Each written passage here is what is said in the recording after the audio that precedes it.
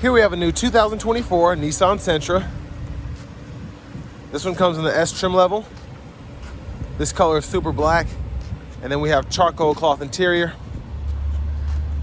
For the powertrain, we get a 2-liter naturally aspirated 4-cylinder engine. Made it to the Xtronic CVT. That gets us 149 horsepower, 145 pound-feet of torque.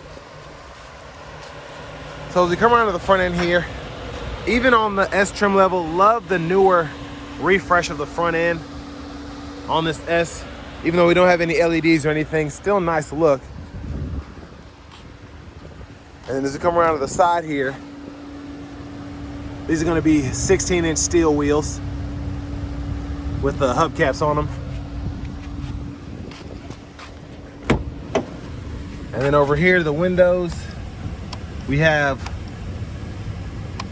one-touch automatic up and down for the driver's side, regular power for the other windows, power door locks, rear window lock, power mirror controls there, blind spot monitor indicator there.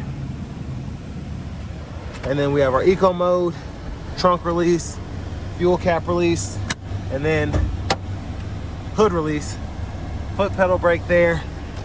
You get a manual tilt steering wheel.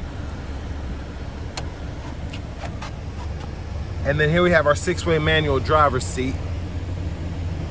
So this is the S, so we don't expect to have too much of anything in terms of creature comforts, but I want to give a big thank you to John Roberts Nissan for allowing me to review this Sentra today. I'll leave a link below in the description, and if you're looking to find the best deal on a Sentra in your area, just click on that second link down below, fill out the info, and I'll get the local dealers fighting to get you that best price on one of these. But we're gonna check out the rear leg room, because even though this is a compact car, it is pretty roomy for what it is. So I'm 6'3", and this is my space sitting behind myself. It's pretty impressive, again, for this to be a smaller car. No seat back pockets, no USB ports or anything like that, no folding rear seat, but again, this is the base model.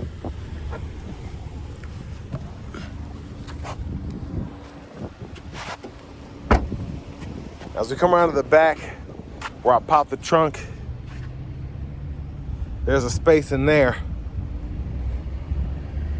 So you can either use the key fob or the button up front. There's no actual button on the back here in the S model. But lift this up, you do still get your spare tire jack and all that. And it's actually pretty spacious back here in my opinion.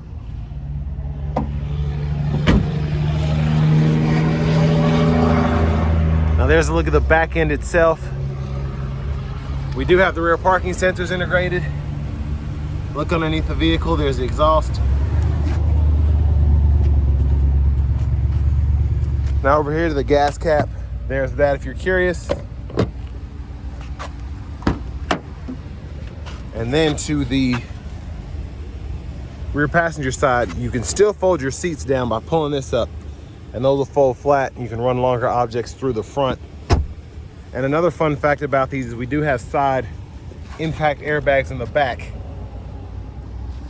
And then child locks, lock and unlock there. And then front passenger seat, I believe this is just a 4-way manual front passenger. And then our glove compartment right there with the owner's manuals. And it's kind of hot out today, that's why I have the AC on full blast, but I'll turn it down once I get in there.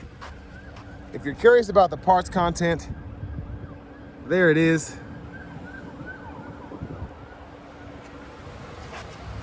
And now to the front once again, we're gonna look under the hood.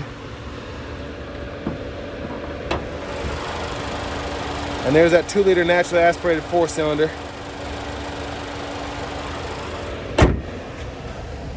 But now let's go ahead and hop in the driver's seat.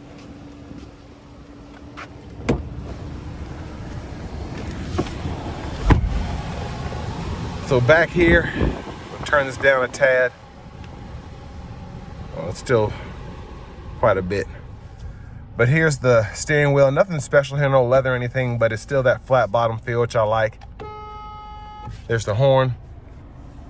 Now over to the screen, this is gonna be a 7-inch audio system here, AM, FM. We do get Bluetooth, aux, and then we have wired CarPlay and wired Android Auto compatibility.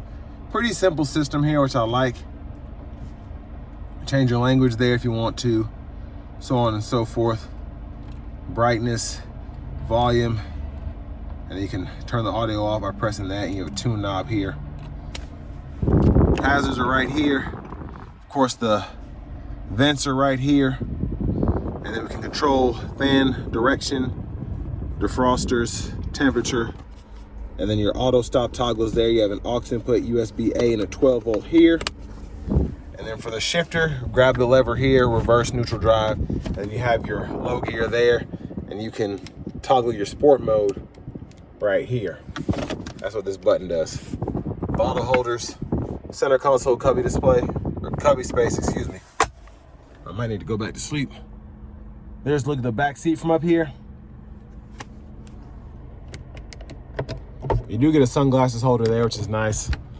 Vanity mirror, no light.